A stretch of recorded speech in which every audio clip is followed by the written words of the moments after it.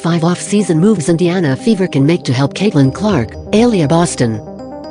By the end of the season, the Fever established themselves as a team that could compete with anyone on any given night behind their devastating offense. They were the league's most prolific unit from June.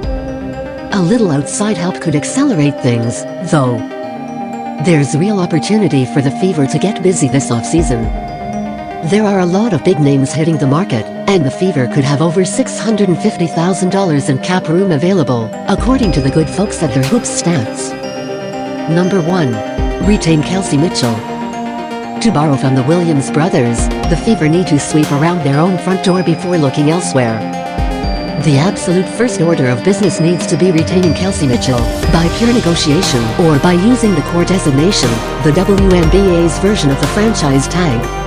For those who are new to the W space, to make sure she doesn't go anywhere. Number 2. Sign Natasha Howard. There's a fun group of 4 seconds that could hit the market, headlined by the quartet of Breanna Stewart, Alyssa Thomas, Nick Agwama and Satu Sabali. Ultimately, I'd expect all 4 of them to flat out re-sign with their current teams, or get hit with a core designation. If that changes for some reason, the Fever should absolutely go all out for whichever one is available. You could attribute some of that to a literal return to form. Howard suffered a foot injury during the Wings season opener and missed over a month of play. It's understandable that it'll take some time to ramp back up. But some of the film from Howard, especially after the Wings were officially eliminated from postseason contention, was unkind. Number 3. Find a new home for Nalissa Smith. If the Fever are able to land Howard, that could spell the end of Nalissa Smith's tenure in Indiana. Even if they aren't, it may still be worth exploring what Smith's market looks like. To be abundantly clear, this is a matter of fit more than it is talent.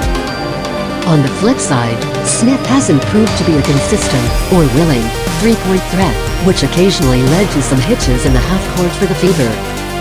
More pressing, she hasn't made enough strides defensively to warrant consistent trust in big spots.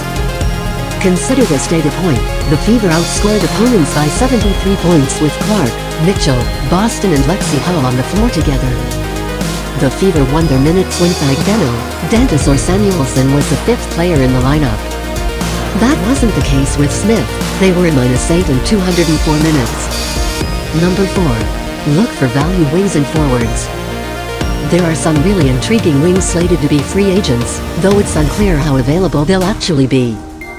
The Connecticut Sun boast a pair of ballers, future Hall of Famer Duana Bonner and this year's Most Improved Award winner Dejonae Carrington, while Stormwing Gabby Williams should be a popular name, if she chooses to play in the W again next season.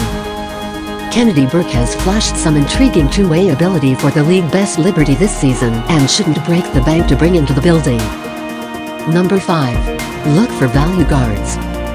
If they do look for outside help, there are some interesting options available. Sammy Whitcomb is a quality veteran who could slot in nicely as a secondary ball handler and spacer. Adding another movement shooter to the rotation could help the Fever maintain some scheme consistency when Clark or Mitchell goes to the bench. Keaners would also fit that mold, while providing a little more size than Whitcomb. The Fever could toy with some 3-guard lineups in that case and really spread defenses thin.